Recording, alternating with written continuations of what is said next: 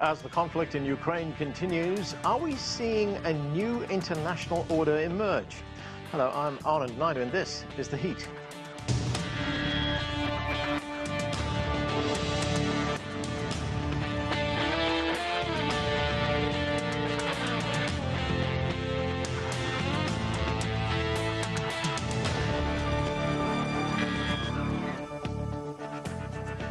The conflict in Ukraine is being condemned around the world, but there is a clear division on how nations view the situation. The majority of the world has adopted a neutral stance, which has incensed countries like the United States. We will look at that in a bit more depth in a bit, but first let's take a look at the situation in Ukraine. Despite pullback claims from Russia, Kyiv says the bombardment is continuing in the city. Kieran McQuillan has more from Lviv.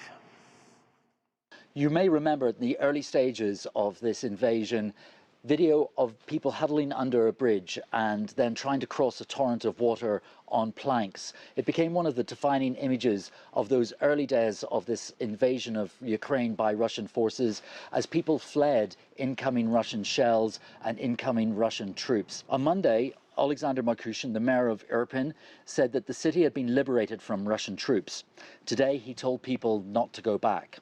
During the heavy fighting, at the time that the town was under fire 24/7, residents were burying the victims in the yards and parks. I think approximately 200 to 300 people were killed. Many are still under the rubble. Do not return to town yet. It is dangerous. I will tell you when to come back. Yesterday in Istanbul, there was a hint of optimism when Russia said that it would pull back some of its ground forces from around Kiev and another key city that's been surrounded, Chernihiv, in the northeast of the country. The General Staff of the Armed Forces of Ukraine say that they had noticed a partial relocation of individual Russian units. However, Alexander Pavluk, who is the head of Kiev's military regional administration, said that 30 Russian shells had landed around the capital. Now, it looks like Russian forces could be shelling these positions around Kiev and Chernihiv to keep Ukrainian forces at bay and prevent them from coming across to join a new front that is opening up in the east of the country in the Donbass region. US President Joe Biden had a one-hour conversation with Volodymyr Zelensky, the Ukrainian president, this afternoon. The readouts from both men's conversations paint a slightly different picture. The White House stressed how the United States is working around the clock to provide some of the military assistance that Ukraine has wanted. The Ukrainian readout, on the other hand, stresses that Ukraine needs more military supplies. From Lviv, for CGTN, this is Kieran McQuillan. To discuss the impact of the conflict in Ukraine, let's bring in our panelists. From Sao Paulo, Brazil, Gilson Schwartz is a professor of economics at the University of Sao Paulo. From Beijing, Andy Mock is a senior researcher at the Center for China and Globalization. Chidanand Rajghatta is foreign editor for the Times of India newspaper. He is here in Washington, D.C. Also here in Washington, D.C. is John Sitilides. He is a geopolitical strategist at Trilogy Advisors.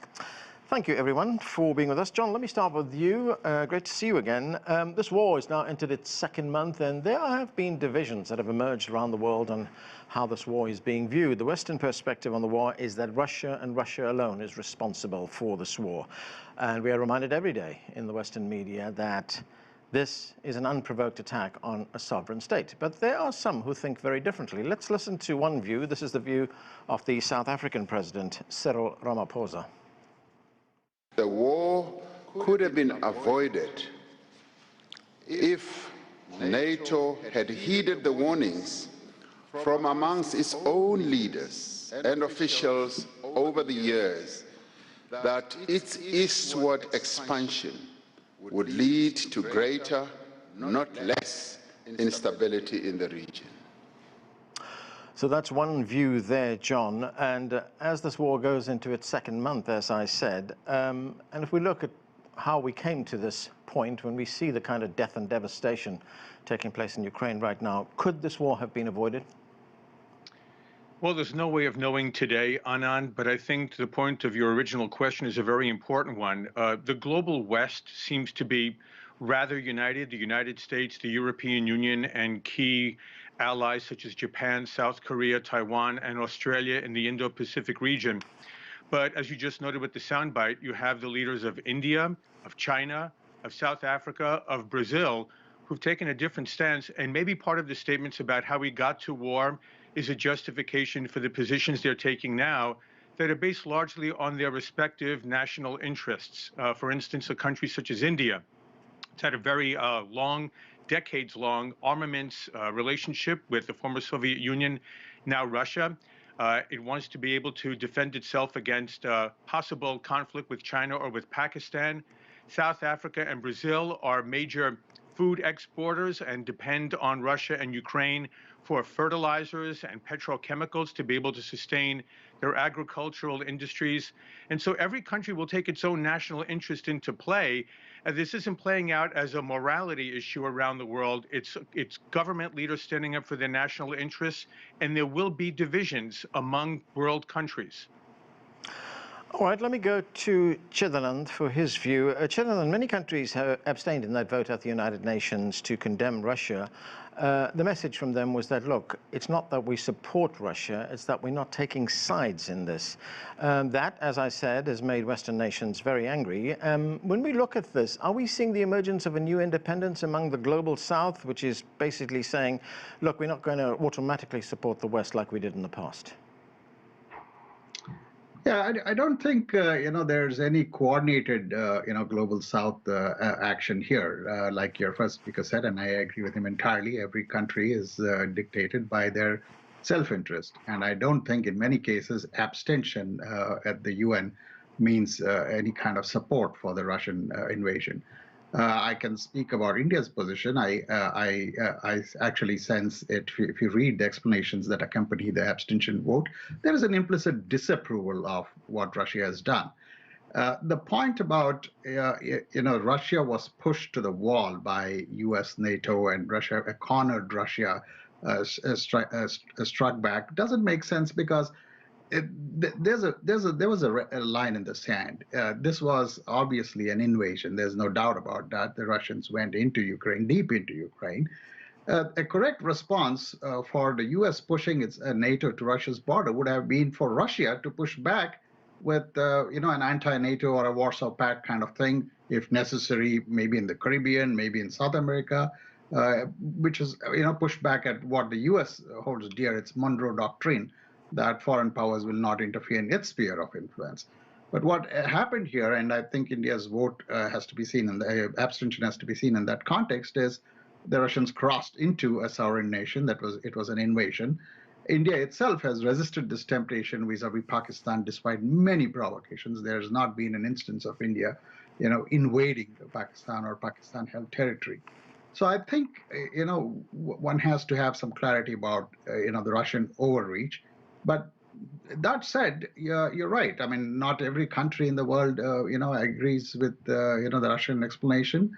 And many of the abstentions are guided by self-interest, and particularly in terms of dependence on energy, depends on, fertilizer. In India's case, legacy defense supply from Russia. So I think we are seeing individual stance. I don't think there's any coordinated South, but certainly there is reservation, and plenty of reservation about what the U.S. and NATO countries have done in terms of expanding. I mean, NATO ended at Italy's borders in 1949, and since then it has now reached the Russian border from 19 countries to 30 countries today. And to a lot of people, this was unnecessary.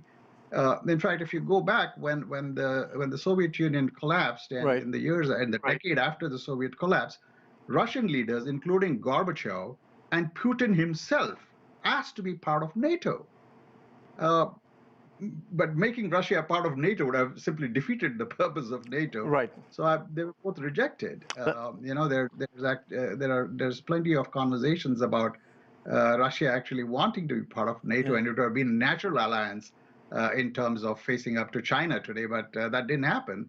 And so in one sense, the US and NATO, picked their enemy and refused to back down. Russia struck back, but obviously it's been a strategic overreach and a strategic blunder.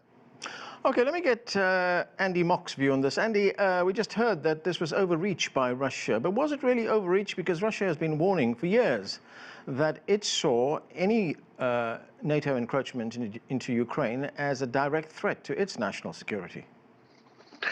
No, certainly the evidence was there for all that cared to see it, Anand. And I think here we have to recognize there really are three wars going on. So, of course, there's the military conflict in Ukraine, but there also is a narrative or propaganda war going on globally. And part of it is for the fight for the support of countries around the world. But finally, there's an economic war. And here I would say that, of course, every country, whether in the global south or the industrialized west, of course, is going to pursue its own national interest. But I think we need to recognize from the global south's perspective that there is a coalition of like-minded countries, even though they might not explicitly call themselves as such, but they're joined by a common threat, and that threat is the economic war. And I think the global south will actually be the biggest victims. So we see the tragic scenes in Ukraine, but it makes great television. I think what is not seen, and is going to get worse, is the economic fallout, the higher energy, the skyrocketing energy prices, food prices that will hit people in the global south who are the most vulnerable. And I think this is the real tragedy of this conflict. Do you also sense, Andy, that the global south, developing nations, have seen what the United States has done to Russia financially with these imposition of financial sanctions, and they, as you say, they may not be acting as a formal group, but they've seen what happens and they want to lessen their dependence, let's say, on the United States dollar, for instance? No, that absolutely is true, Anand. And I think, again, if there is overreach, it's perhaps on the part of the United States. These economic sanctions, unprecedented set of sanctions, were meant to shock and awe Putin into submission. But in fact, I think the quote-unquote cure may be much worse than the problem they were intended to solve, because this really has raised serious doubts around the world about the reliability of the U.S. as a financial referee, because we now clearly see that these sacrosanct rules around property due process can be blatantly ignored, as we see with the seizure of Russian central bank assets. And there's an argument made. So I was at a dinner last night at a European ambassador's residence with a number of European representatives. And the case was made, this is such an extreme action by Russia that it's justified. But I think we're on a slippery slope here.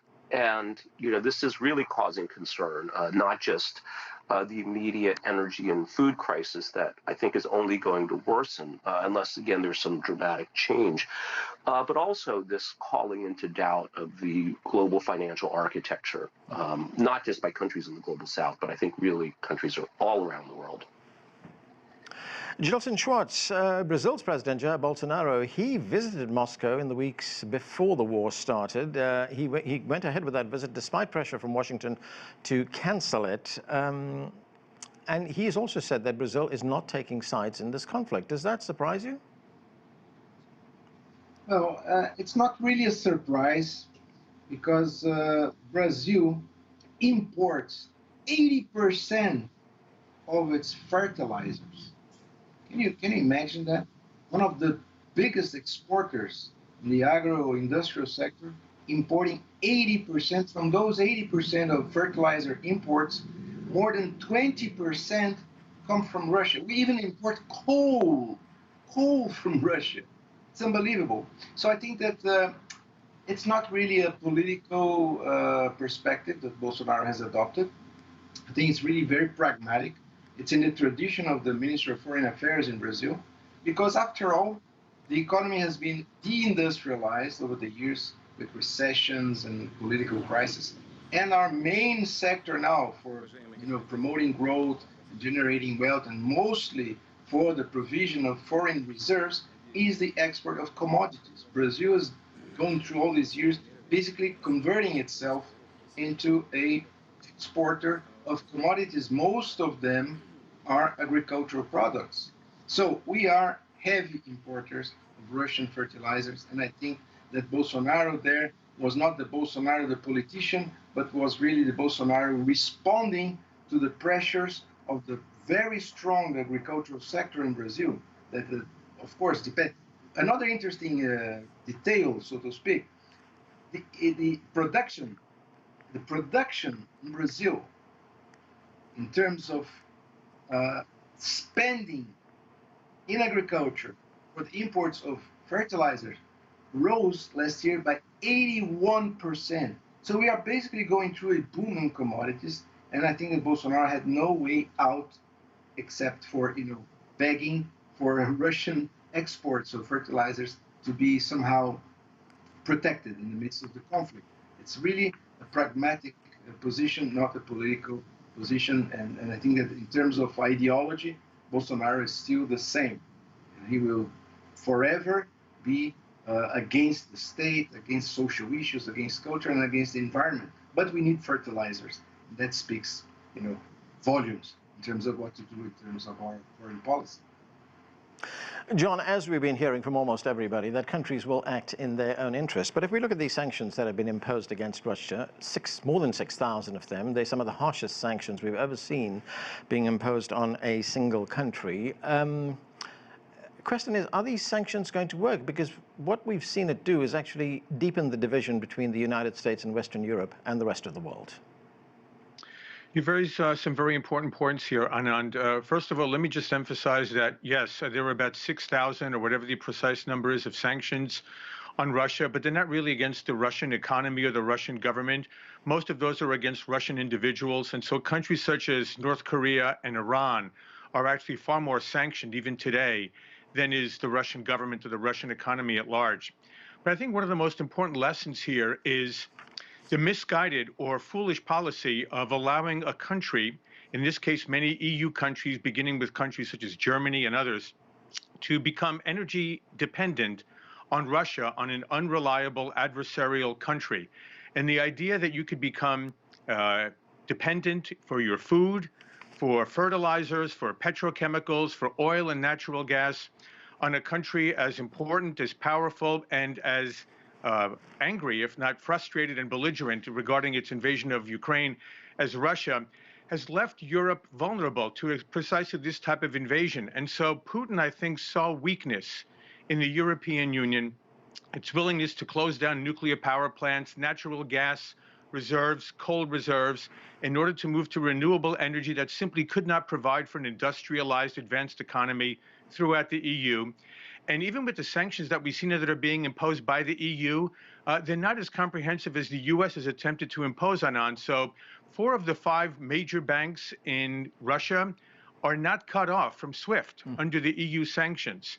And I think for the month of March, as of yesterday, the day before, we see that European tankers heading to Russia to load up for oil to bring back to for European markets is pretty much the same as it was in 2021 and 2020. So we haven't seen any major drop-off yet in terms of European Union oil purchases from Russia.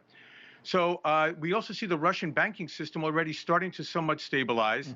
And Putin's very, very clever hand here in insisting that oil and natural gas be purchased in rubles and potentially moving that to apply to food, fertilizers, and other commodities strengthens Putin's hands and allows him to fund his war, his invasion against Ukraine, to the tune of $500 million to $1 billion a day, as long as Europe and other countries remain dependent on Russian commodities. That's right. We have seen the ruble appreciate in value over the past few days.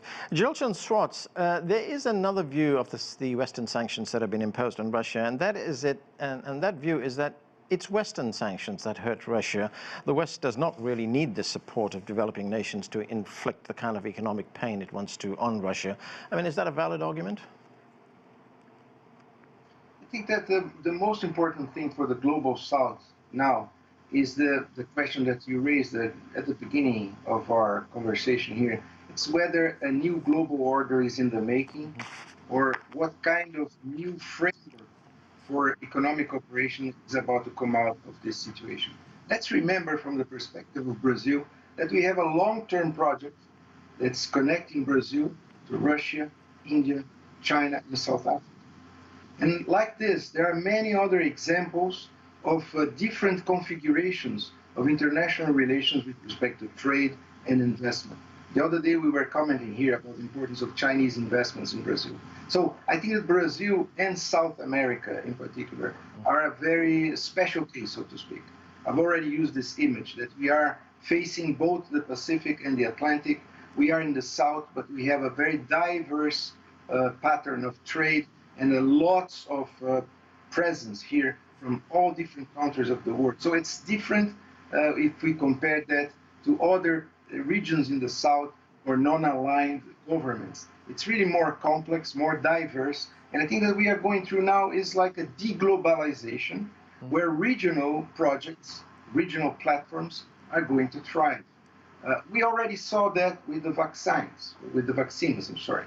All the efforts that have been put in place by the advanced and industrialized economies with respect to resuming their activity and producing vaccines, that was not distributed to the South. We have this still a problem, the share of people in the South that have had access to vaccines. Right. So I think that what we are witnessing right now is not only a conflict in Ukraine, but it's really the making of a new non-global order.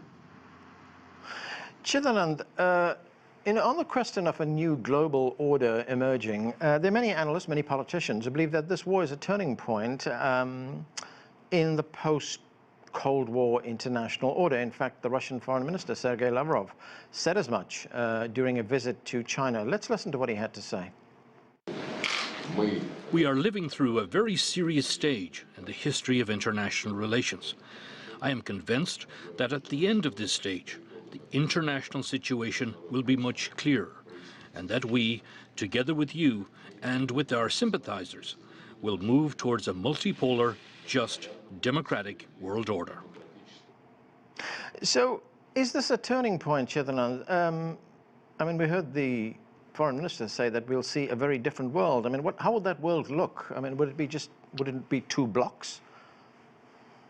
Well, I think things are in a flux, and by the way, the Russian Foreign Minister is on his way to India later this week. Mm-hmm. I think things are in a flux, and we'll have some clarity at the end of this conflict, not immediately, but in the weeks and months to come. I think it's broadly accepted that American power is on the decline, but whether it'll go away or fold up altogether, we don't know. The Americans are certainly not going to give up easily. As we all know, the 20th century was broadly described as an American century. And many people anticipated that the 21st century would be an Asian century with China and possibly India together. But now we have a situation where China and India themselves have a lot of differences.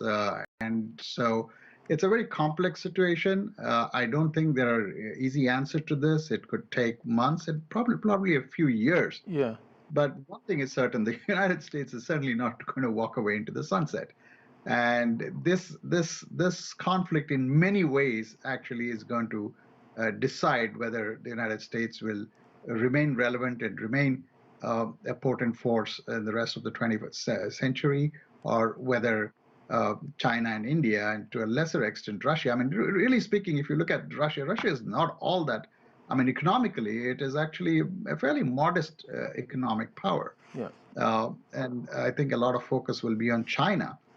So it's a very complex matrix. We don't know how China and Russia will take this forward. They have promised a friendship without limits, without boundaries. And there's India in the mix, which has a close relationship with Russia, but which actually both, in terms of democratic values and liberal values, is more aligned with the United States. Mm. The Indians have, a huge diaspora in the U.S., 4 million. Right. It doesn't have 4 million, forget 4 million, doesn't even have 400,000 people in Russia or China for that matter. Mm-hmm. So the sense I'm getting is there's going to be plenty of flux over the next few months, and it'll be a few years before. And one of the deciding factors will be if the rest of the world does not go along with the United States, whether the position of dollar as a reserve currency will weaken gradually. Yeah. And this is a test case of whether that can happen and how soon that can happen. Andy Mock, there is another fear among developing countries, and some of the countries have expressed this fear, and that is that the reason they're not taking sides is because they do not want to get embroiled in any kind of new Cold War that might start between Russia and Western countries. And we do know from the previous Cold War that it was developing countries that bore the brunt of that war, because that Cold War actually turned into hot wars in many of these countries. Do you see the beginning of a Cold War right now? I mean, how will that impact the world? Yeah, I think that's a very important question, Anand. And I think any country around the world does not want to be caught in the middle of a conflict because, of course, economic interests can be hurt as well as political interests.